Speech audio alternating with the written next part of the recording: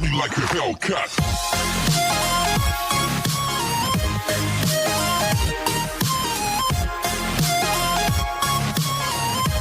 चैन John को किस करने के बाद कहती है कि तुम रोज मेरे ख्वाबों में आते हो, मैं तुमसे दूर रहना चाहती हूँ लेकिन बार बार तुम्हारे बारे में सोचती रहती हूँ। मुझे शायद तुमसे मोहब्बत हो गई है, मैं मेरी सारी जिंदगी तुम्हारे साथ रहना चाहती हूँ, तुम्हारे कंधे पर सर रखकर सोना चाहती हूँ, प्लीज मुझे छोड़कर मत जाना कभी। जॉन चैन को ब्लैंकेट उड़ाकर रूम से बाहर आता है तो उसे किसी की आवाजें सुनाई देती हैं, तो वो वहाँ पर जाकर देखने लगता है तो वो उपा और उसके मैनेजर की बातें सुन लेता है और वो लोग उसे जैसे ही देखने वाले थे वो वहाँ से गायब हो जाता है। एंड वो अपने घर में आ जाता है। बैलेंस बिगड़ने की वजह से वो सीढ़ियों से नीचे गिर जाता है और उसके हाथ में बहुत ज्यादा दर्द होता है।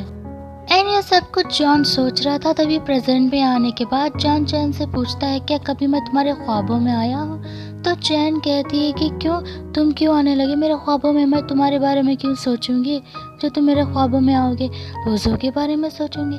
तो जॉन कहता है कि बोझो कौन है, कैसी अजीब आदमी हो तुम, तुम्हें बोझो के बारे में नहीं पता, टीवी देखा करो, ड्रामास देखा करो, तुम्हारी तरह इतना बोरिंग भी नहीं रहना चाहिए किसी को। जॉन कहता है कि मुझे न्यूज देखना है और न्यूज में हम देखते हैं कि कोई स्पेसशिप आ रही है, इस बारे में न्यूज चल रही होती है। तो जॉन उसको ध्यान से देखने लगता है एंड फिर से हम जाते हैं पास्ट में। तो यूएफओस को देखकर वो लोग बहुत ज्यादा हैरान होते हैं और कहते हैं आसमान में ऐसी कैसी लाइट चमक रही है, क्या है ये? तो ये लोग इस डायग्राम को देखकर बोलते हैं कि आसमान में उड़ने वाली चीज ऐसी दिख रही थी, ना जाने क्या है वो, इस बारे में हमें कुछ समझ में नहीं आ रहा कि कोई भी परिंदा ऐसे कैसे चमक सकता है। तो वहाँ का इंचार्ज कहता है कि वो कोई परिंदा नहीं कुछ और ही है, इसके बारे में हमें पता लगाना होगा।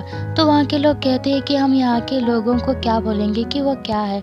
तो वो इंचार्ज कहता है कि यहाँ पर और भी ज्यादा मसले हैं, उसके ऊपर फोकस करो। तभी वहाँ का एक शख्स कहता है कि मेरे पास एक कहानी है जिसको सुनने के बाद सभी लोग उस चमकने वाली चीज को भूल जाएंगे कि यही कि एक सीओ खानदान की एक लड़की जो कि विधवा हो गई थी, उसके ससुराल वालों ने कहा है कि उसने खुदकुशी कर ली है और वो लोग इनाम के पैसों के लिए ऐसा झूठ बोलकर उसकी लाश दफनाने का भी नाटक कर चुके हैं और वो लड़की तो जिंदा थी और किसी लड़के के साथ जाते हुए लोगों ने उसे देखा है। तो वहाँ का रिचार्ज कहता है कि अच्छा तो वो लोग उन्हें झूठ बोला है तो जाकर उन दोनों को पकड़ो। वो लोग उस लड़की के घर पहुंचकर तलाशी लेने लगते हैं, उसके माँ बाप के कहने पर भी वो नहीं मानती कि वो मर चुकी है। लड़की की माँ परेशान हो रही थी तो उस लड़की के पापा कहते हैं कि मुझे पता है तुमने उसे नहीं मारा, कहीं पर भेज दिया है, वो डरो मत, उसे कुछ नहीं होगा। तो वो लड़की कहती है हाँ मैंने उसे भेज दिया जिसके साथ वो आई थी उसके साथ। और नेक्स्ट सीन में हम देखते हैं कि वो लड़की जॉन को उठाने की कोशिश कर रही है एंड यहाँ उस लड़की के पापा उन लोगों को रोक रहे थे ताकि वो लोग उनकी बेटी को ना मार सके, लेकिन इस दौरान वो बहुत ज्यादा जख्मी भी हो जाते हैं। एंड फिर से वो आसमान में चमकती हुई चीज मतलब यूएफओ को देखते हैं कि वो कहीं पर जा रही है। एंड तभी हम प्रेजेंट में आते हैं क्योंकि जॉन ये सब कुछ सोच रहा था। तो चैन कहती है कि क्या बकवास न्यूज आ रही है एलियंस वगैरह। तो जॉन कहता है कि तुम जानती ही क्या हो एलियंस के बारे में, एलियंस बहुत ज्यादा होशियार होते हैं, बहुत ज्यादा ताकतवर होते। चैन कहती है मुझे एलियंस पर भरोसा नहीं, मेरे हिसाब से तो स्पाइडरमैन बैटमैन ही लोग हैं। तो जॉन कहता है कि क्यों, तुम चाहती हो कि वो लोग इंसानों की मदद करें, इंसानों की मदद कर कर अपनी जान खतरे में डालें। तो चैन कहती है क्या हो गया, इतना गुस्सा क्यों कर रहे हो, तुम एलियन हो क्या? तो जॉन कहता है कि नहीं। तो चैन कहती हो इतना गुस्सा क्यों कर रही हो, आराम से बैठो, क्या हो गया?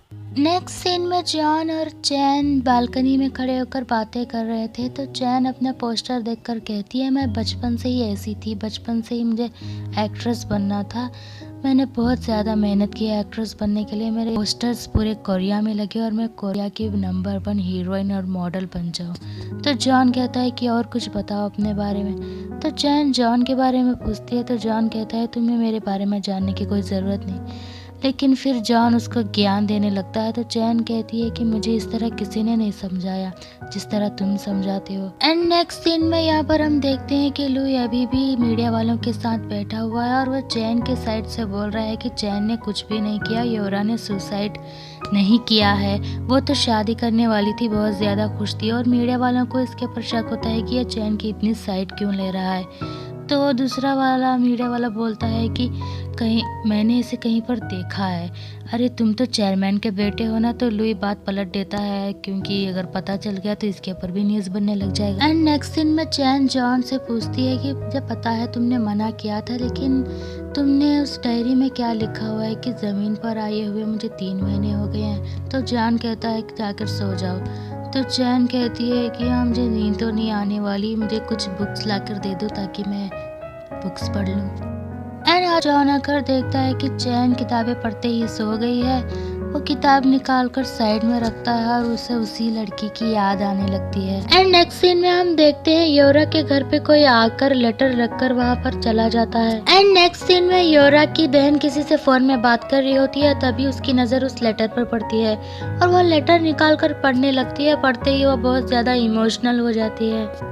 एंड नेक्स्ट सीन में चैन और जॉन की छोटी मोटी लड़ाई हो रही थी। एंड लड़ाई होते होते ये दोनों कुछ इस पोजीशन में आ जाते हैं। तभी वहाँ पर जॉन का फ्रेंड आ जाते हैं, जिसे देखकर ये दोनों बहुत ज्यादा शॉक हो जाते हैं और बहुत ज्यादा एम्बैरस फील करते हैं। चैन जॉन के फ्रेंड को जॉन के डैड समझ लेते हैं। नेक्स्ट सीन में ये सब बैठकर डिनर कर रहे होते हैं। चैन जॉन को जबरदस्ती लेकर आती है खाना खाने के लिए, क्योंकि वो अकेला खाना खाता है, सबके साथ नहीं। और ये दोनों की बातें ये सब कुछ सुनकर जॉन का दोस्त बहुत ज्यादा एंजॉय करता है। एंड नेक्स्ट सीन में हम देखते हैं यूरिक को, जो कि उन्हीं फोटोज को लेकर देख रहा था कि जॉन कौन है। तभी वहाँ पर एक और पुलिस ऑफिसर आते हैं और उन्हें कहते हैं केस तो सॉल्व हो गया है। वो पुलिस ऑफिसर कहता है योरा की बहन को सुसाइड लेटर मिल चुका है और योरा की पोस्टमार्टम रिपोर्ट से ये साबित हो गया है कि उसने ड्रग्स लिए थे, तो ये सुसाइड ही है। यूरिक कहता है इतने दिनों से हम इन्वेस्टिगेशन कर रहे हैं लेकिन हमें कुछ भी नहीं मिला, लेकिन अचानक से यह सब कुछ हर चीज एक दूसरे से मेल खा रही है, इसमें कुछ तो गड़बड़ है। तो वो पुलिस ऑफिसर भी कहता है सच कह रहे हो, कुछ तो प्रॉब्लम है इसमें। नेक्स्ट सीन में हम देखते हैं उपा को, जहाँ उपा का मैनेजर बोल रहा है कि पुलिस ऑफिसर ये मानने को तैयार नहीं है कि योरा ने सुसाइड किया है, ये उसका पहला केस है। तो उपा पूछता है कि कौन है वो पुलिस ऑफिसर। वो कहता है पुलिस ऑफिसर का नाम यूरिक है। एंड नेक्स्ट सीन में हम देखते हैं यूरिक को, जो कि अपने घर में है और हमें यहाँ पता चलता है कि यूरिक सीमी का भाई है। एंड नेक्स्ट सीन में हम देख यूरिक और पुलिस ऑफिसर सैलून में जाकर सीसीटीवी फुटेज चेक कर रहे हैं और उसमें उनको जॉन दिख जाता है और ये देखकर वो हैरान होते हैं, तो ये तो वही लड़का है जिसमें हमने फुटेज में देखा था। एंड नेक्स्ट सीन में जॉन और जॉन का फ्रेंड चैन के लिए शॉपिंग करने आए हैं। जॉन का फ्रेंड जॉन को बहुत ज्यादा टांग खींच रहा था कि वो उसके बॉयफ्रेंड की तरह हरकतें कर रहा है। जॉन कहता है ऐसा कुछ नहीं, मैं बस उसकी हेल्प कर रहा हूँ। जॉन घर वापस आते हुए देखता है कि चैन का पोस्टर निकाला जा रहा है। ये देखकर वह हैरान होता है। जॉन घर में आ जाता है और चैन बालकनी की तरफ जाने लगती है, तो जॉन उसको जाने नहीं देता ताकि वो अपने पोस्टर निकलते हुए नहीं देख ले। एंड वो उसे बहुत रोकने की कोशिश करता है, अपनी पावर्स की हेल्प से वहाँ का फ्लावर वास भी तोड़ देता है। तभी चैन को कॉल आता है और कॉल उठाती कॉल मैनेजर का होता है। मैनेजर कहता है योरा की बहन सबको बताती फिर रही है कि उसको कोई सबूत मिला है, सारे रिपोर्टर्स तुम्हारे खिलाफ बहुत ज्यादा बातें बना रहे हैं। चैन वहाँ से उठकर जाने लगती है तो जॉन उसको रोकता है। चैन कहती है कि मैं अब और चुप कर नहीं बैठूंगी, सबको जाकर बताऊंगी कि मैंने कुछ नहीं किया, मैं बेकसूर हूँ। चैन के पैर में कांच लग गई थी तो जॉन उसको उठाकर सोफे पर बिठाता है और कहता है कि खुद को ब्लेम करना बंद करो, तुमने कुछ नहीं किया है। जॉन चैन की अच्छे से केयर करता है। नेक्स्ट सीन में हम देखते हैं जॉन चैन को हर जगह मिस कर, डाइनिंग टेबल पर, लिविंग रूम में और एंड बालकनी में। नेक्स्ट सीन में हम देखते हैं चैन के भाई को, जो कि कुछ लड़कों से मार पिटाई कर कर जेल में बैठा था क्योंकि वो लोग चैन के बारे में उल्टी सीधी बातें कर रहे थे। एंड तभी वहाँ पर लुई आकर चैन के भाई को छुड़ा लेता है। एंड यहाँ को लेकर ये लोग भी बातें बना रहे थे कि चैन की वजह से अब हमारा कुछ भी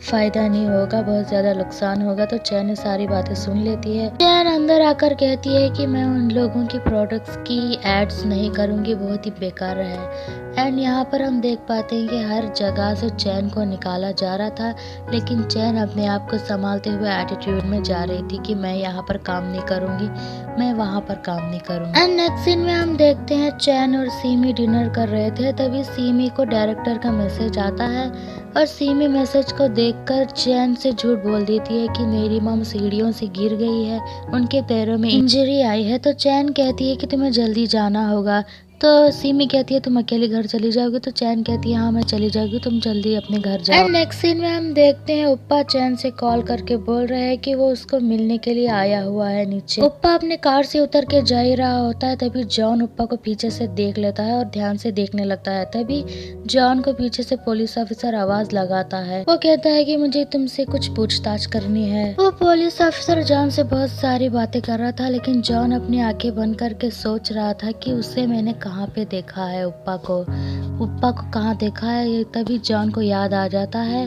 कि उप्पा को उसने शिप में देखा था बातें करते हुए नोरा के बारे में। एंड चैन यहाँ पर दरवाजा खोल देती है उप्पा के लिए और उप्पा को घर के अंदर ले लेती है। एंड यहाँ जॉन को याद आ जाता है कि उप्पा को उसने कहाँ पर देखा था। पुलिस ऑफिसर जॉन से पूछता है कि तुम उस शिप पर क्या कर रहे थे, क्योंकि जॉन समझ चुका था कि चैन की जान खतरे में है, तो वहाँ से बहुत ज्यादा तेजी से भागने लगता है। एंड बस इसी के साथ पार्ट 6 यहीं पर एंड होता है।